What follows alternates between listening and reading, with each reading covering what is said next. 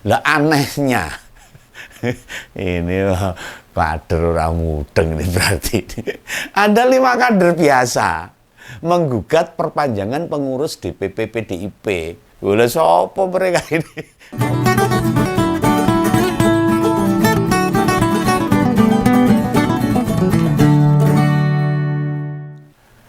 Ya, seperti yang kita dengar kemarin, DPP PDI Perjuangan itu baru saja memperpanjang masa kepengurusannya. Dari sebelumnya yang mestinya berakhir tahun ini nih. Diperpanjang sampai tahun depan, berarti diperpanjang 1 tahun. Lah keputusan itu diambil dengan alasan tahun ini mesti fokus dalam 3 agenda besar politik, yakni Pilpres, Pemilu, serta Pilkada. Ya, artinya rencana penyelenggaraan Kongres diundur 1 tahun ke belakang. Nah, berhubung tahun ini periode pengurus DPP-nya habis, PDI Perjuangan ini kan mesti diperpanjang. Ya, setidaknya sampai Kongres diselenggarakan. Makanya Ketua Umum Mbak Mega memperpanjang masa jabatan jajaran DPP PDIP. Nah, ingat loh, yang diperpanjang ini jabatan pengurus DPP, bukan periode yang lain. Perpanjangan juga hanya setahun. Karena kepengurusan ini mandat dari Kongres sebelumnya. Ini tercurah dalam ADART, ada kesepakatan Kongres yang lalu. Kemungkinan seperti itu kan partai politik punya aturan-aturan sendiri. Nah, karena kepengurusan ini mandat dari Kongres sebelumnya, putusan ini ditetapkan oleh Ketua Umum partai. Lah anehnya, ini kader orang mudeng ini berarti. Ada 5 kader biasa menggugat perpanjangan pengurus DPP PDIP. Boleh sopo mereka ini? Kok berani-beraninya ini? Oh, ini mesti orang tahu moco ini. Ngomong kader-kaderan ya bisa ini. Ini mengagetkan banget loh. Ada kader-kader yang berani menggugat DPP PDIP, pengurus pusat. Ini beneran kader tulen sama mau jadi-jadian ini. Kader jadi-jadian kok siluman ini. Orang suruhan apa siluman ini? Ini harus ditelisik ini. Kok hanya mereka saja yang resah? Sementara kader PDIP itu jutaan loh. Wah, ada sekitar 3-4 juta di seluruh Indonesia ini. Ada apa ini? Lah, pas saya baca nama-nama penggugat itu, kok kayak asing tuh, aneh itu loh, rodok bingung juga aku. Ini mereka beneran paham tentang ADART apa orang nek kader tentunya udah baca. Mesti orang mudeng ini.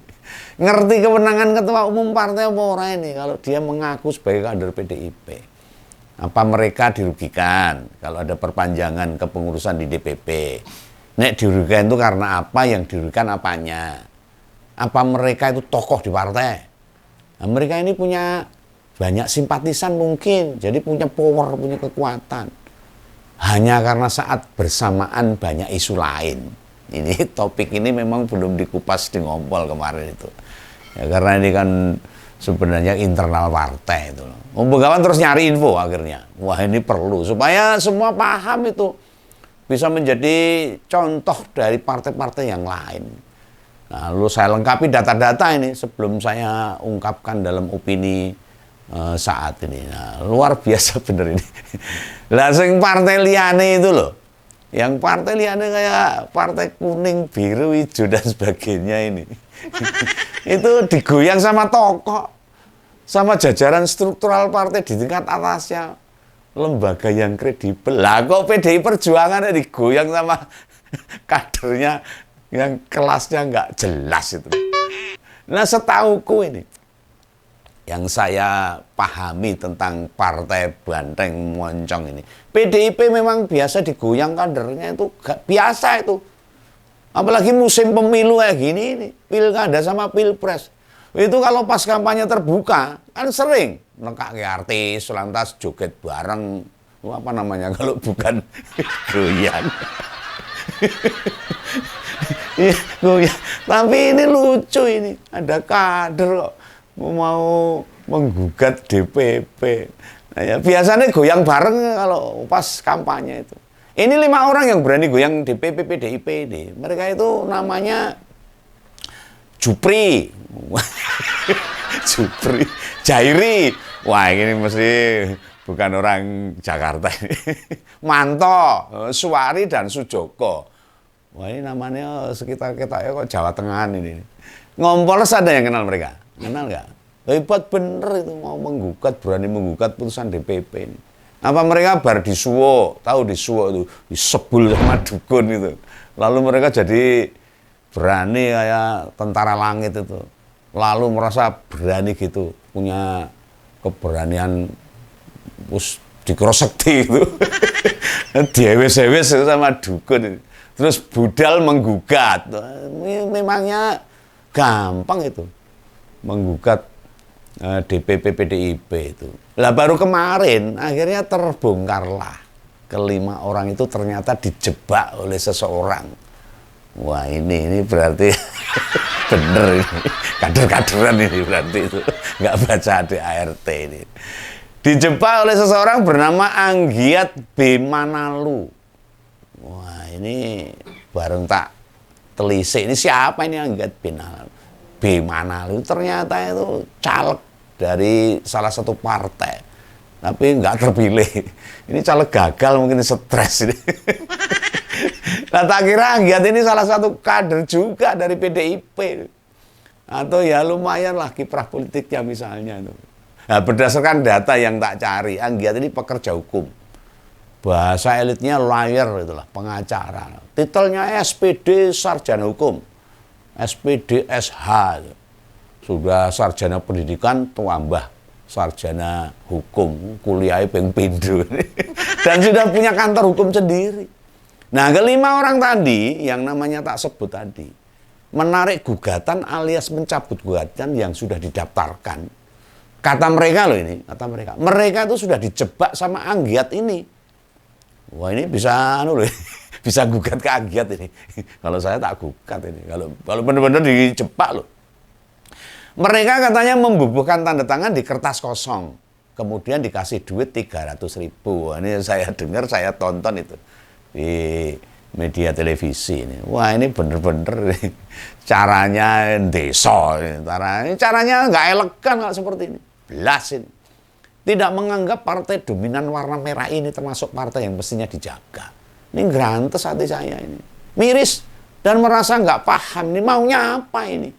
Si Anggiat ini. Demokrasi di negara ini benar-benar sudah rusak, runyam kalau seperti ini. Lo tak kira itu yang diobrak-abrik, itu yang gabung di Kim Plus Plus. Lo jebulnya partai oposisi ya diamuk sak gede. Dan ini bukan upaya pertama melemahkan PDIP loh.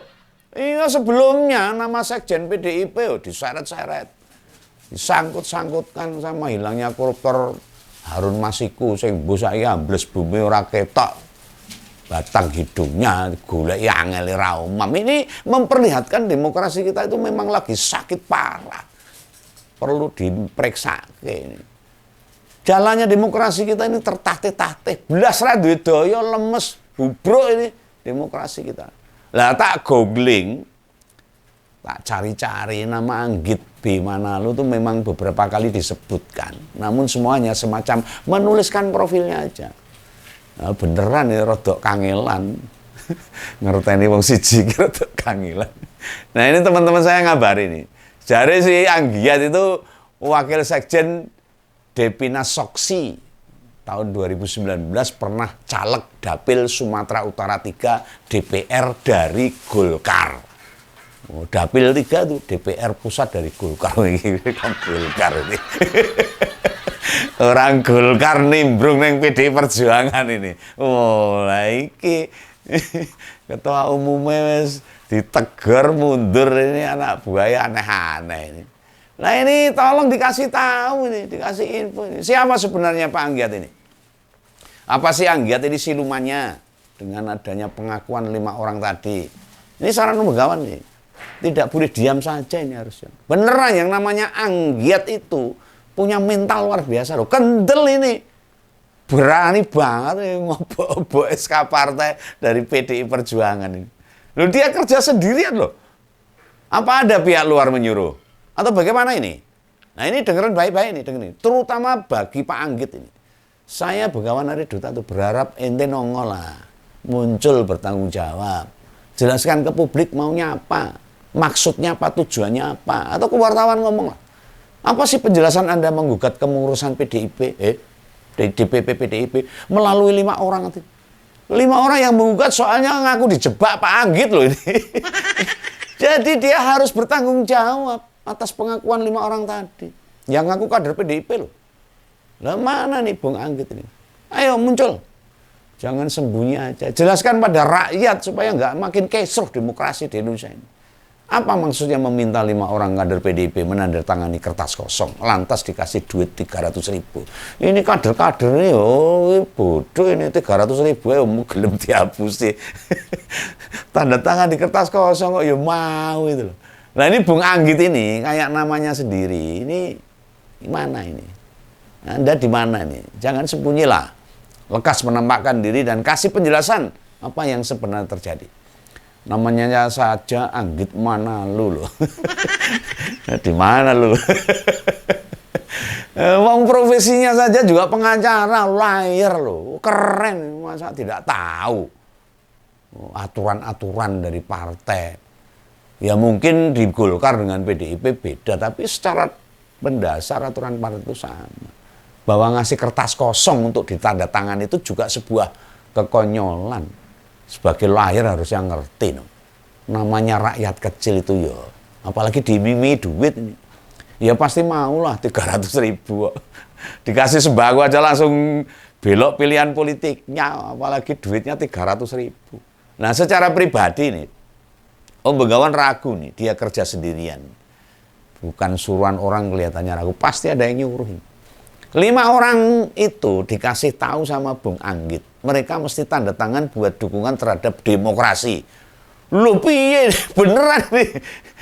Tanda tangan kertas kosong buat demokrasi, demokrasi yang kayak apa ini? Lah Pak Anggit gak ada backingannya. Ini Om Begawan gak percaya, gak disuruh orang. Lah ini menggugat kepengurusan DPP PDIP. Ini sepertinya loh, kalau menurut analisa Begawan, pasti di belakangnya orang kuat. Oh, gugat DPP DIP, orang kendel, orang wani. Lah wong Pak Harto dulu Orde Baru tumbang oleh PDIP ya. Dulu masih PDI. Lah mengapa Begawan ragu? Bila menggugat ke PDIP itu benar-benar aspirasi kader dan simpatisan PDIP. Kader dan simpatisan itu, kader dan simpatisan itu banyak yang tidak tahu tentang soal ADART. Kan semua tidak baca. Ditambah mereka dihapusi, dikadali, diprank mentah-mentah. Ingat loh, hampir semua partai sekarang ini dalam tekanan kekuatan besar, dalam tekanan kekuasaan. Jika partai lain yang main itu elit politik, orang yang sudah dikenal loh, ngerti bagaimana aturan internal, pasti ya jalannya apik. Lah ini Golkar kita tahu. Tiba-tiba ketua umumnya mengundurkan diri, Pak Erlangga ini. Lalu ketua umum PAN pernah dikait-kaitkan sama ekspor gula. PKB dibenturkan sama BPN. Malah sudah disiapkan kongres luar biasa untuk menurunkan Caimin. Ini partai politik gede-gede itu diobok-obok sama elit politik kelas atas, penguasa. Nah kemarin rumah kakak Caimin sudah disatroni KPK, ditemukan uang cash di rumahnya Pak Halim Iskandar, kakaknya Caimin. Lah namanya rumah dihuni ya pasti ada duit cashnya. Apa ora enak duitnya ya pasti. Aneh banget ini cara ngumumke penemuan duit itu. Nah kemudian PSI sudah dalam genggaman sikae. Demokrat pernah terkena KLB juga. Dengan ketua umum terpilih Jenderal Purnawirawan Muldoko, KSP. Wah ini PDIP juga mau diserang dari berbagai cara. Sudah mau dibonsai, mau dihajar. Tapi untungnya ini Bandeng ini mencereng tenan. Wah ini malah dengan cara-cara yang licik. Mau 5 kader ecek-ecek gini nih. Mau menggugat DPP PDIP lah. Lah ketua umum PBB. Kita tahu itu Pak Yusril Issa Mahendra. Ya mundur tanpa alasan yang jelas. PKS dikasih kursi calon wakil gubernur di DKI. Lah nek mereka bisa diobok-obok sama kekuasaan. PDIP yang menjalankan operasi malah kader biasa. Karena dari kekuasaan orang mempan hajar PDIP. Dari atas orang mempan saka ngisor. Wah, Jan, ora umum ini.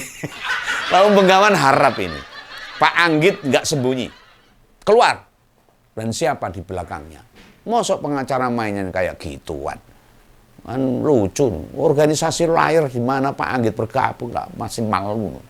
Mesti memproses apa yang sebenarnya terjadi. Melakukan investigasi dan penyelidikan. Ada apa sama Pak Anggit? Ada dendam apa?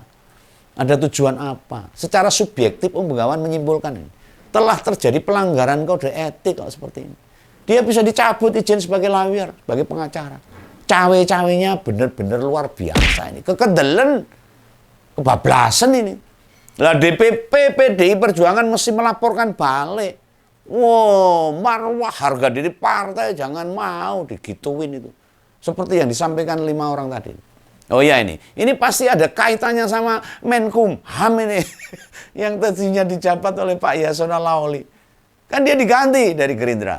Pak Supratman Adi Atgas. Oh, Aktas. Iya, namanya itu. Ya maaf saja. Bila Bengawan menarik garis. Ini ada backing yang kuat ini. Sampai berani banget menggugat putusan perpanjangan kepengurusan PDIP. Yang ini masalah internal partainya. Lihat saja Golkar, PAN, PKB hingga Gerindra. Prosesi kongres atau pemilihan ketua partai semua diajukan waktunya. Maju kabeh. Hanya PDIP yang justru mundur. Apa yang pengen partai nasional ini benar-benar mau dihabisin? Hah? Satu-satunya partai nasionalis yang masih kokoh loh ini PDIP ini.